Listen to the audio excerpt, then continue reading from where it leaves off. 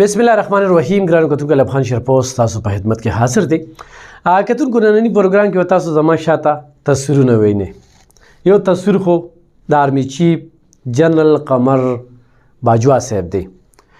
دویم تصویر چې تاسو وینئ مجید خټک صاحب، دا زمونږ د پاکستان پیټریاټک یوث چې کوم دی نو مرکزی ستر سکرټر دی، یعنی جنرال سکرټري د یونین کونسل نه، بیا د تحصیل نه، بیا د ضلعې نه، بیا صوبې نه، او بیا په دې تنظیم کې د مرکز ته ورسېده. ولې ورسېده؟ په میرټ باندې ورسېده. کارکردګي موږ هم ورسره دغه شانتې د کلونو راسې کار کوو. الحمدلله د دوی په وساطت باندې موږ په چارسده کې په یو شمېر ځایونو کې پری میډیکل کیمپ یې وکړې.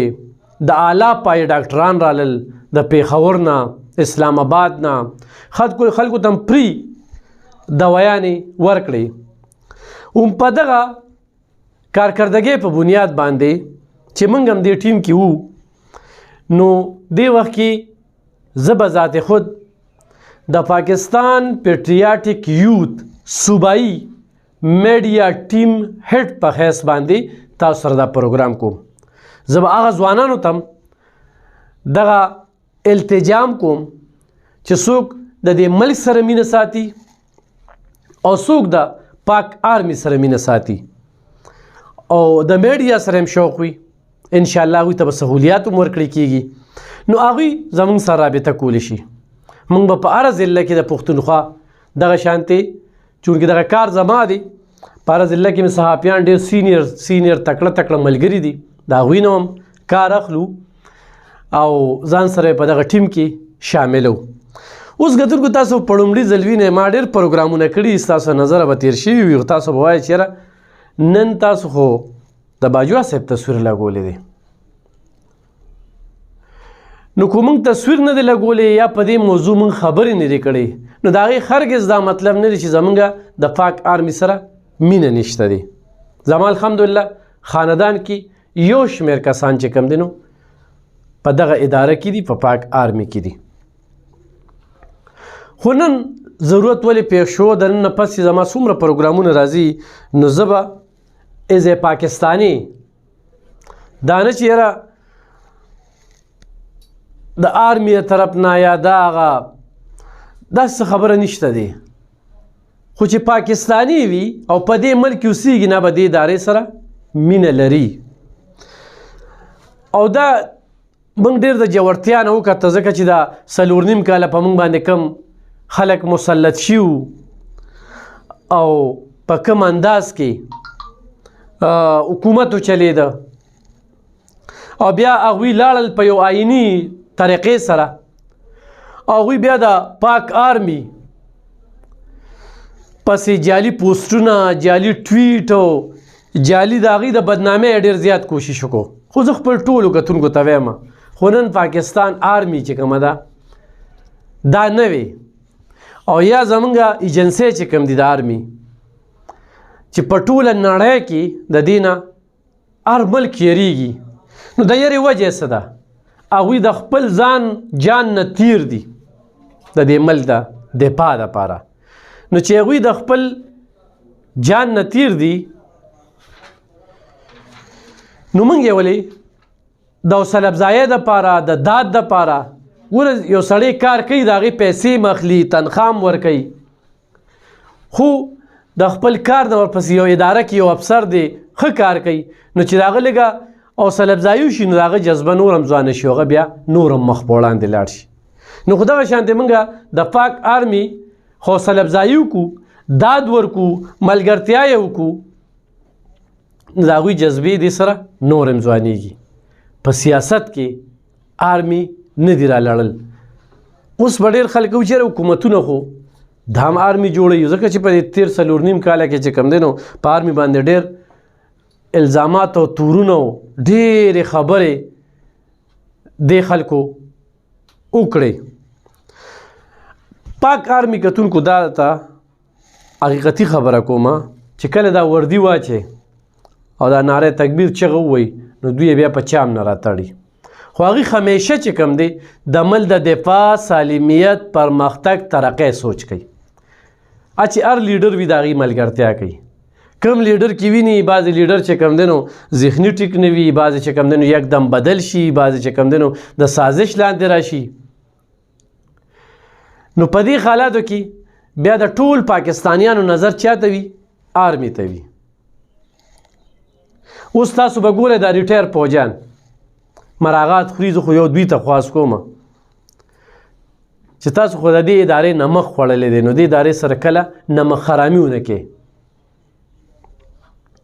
داسې موقع چاله ورنه کې چې په تاسو ته د خلکو ګوتې ونیولی شي، یا د خپلو مراغاتو دپاره یا د خپلو پیدو دپاره د قام او د پاکستان پیدې په دو ونه لګوي. نو کتونکو په دې لحاظ سره مې سره څو خبرې شریکولې چې زه پاکستاني زمان پره جوړېږي، ستام پره جوړېږي. نور سړی خپله خوري، خپله خواريزاري کوي، خپله مزدوري کوي. خو پاکستان پیټریاټیک یوث چې کوم دی هغه د هرې هغې ادارې ملګری دی، کوم اداره چې د دې ملک د دفاع، سالمیت، پرمختګ او د قام ستونزو ته پاملرنه کوي. د نن نو دغه ادارو ته ډېر په جار ویم چې یو صحافتي زمونږ خلې ځلې دي په ټولو باندې حیا دي او ټول یې ویني چې یو شمېر ستونزو نه راتېرېږو، عدالتي کاروایۍ، ایف آی آر دغه لانجې دغه مخې ته دي، ستاسو د وړاندې دي او هغې ته موږ ځان ټینګ کړی دی د دې قام دپاره. او دا ژوند چې کوم دی دا د چیلنج نوم دی. په دې دنیا چې څومره وخت دي دا بیا نه راځي، دا سکندونه قیمتي دي. نو په کار دا ده چې د ځان سره سره د خپل ملک چې کوم دی او د قام فکر خوم وکړو. نو خو هغوی کې داسې غلطۍ وي. چارسده کې به زمونږ اوس تنظیم جوړېږي، جوړو 2.5 کاله کار وکړو، څه کوتاهۍ کمی وې پکې، نو هغې په وجه باندې چې کوم دی نو دې وخت کې تنظیم سازي روانه ده. خو زه از ا میډیا هیډ چې کوم دی صوبایي د صوبې په کچ باندې، نو زه وایم انشاءالله همدغه شانتې ملګري به د پاکستان پیټریاټیک یوث چې کوم دی نو ملګري کوو او هغوی ته باقاعده زمونږ دا صوبایي مرکزي کابینې چې کوم دی نو سپورټ وي. زما شان عام خلک دي خو خپلو کې چانده، د یار دوست نه چانده، خپل تعلقات هغه استعمالی او په علاقه کې چې کوم دی نو د خلکو مرسته کوي، کومک یې کوي. خو نن په چارسده کې ما خلکو ته 15 کوره ورکړي دي، ما په چارسده کې یو شمېر خلکو ته کوارټرې ورکړي دي، په سوونو کونډو ته مې سلایي مشینونه ورکړي دي.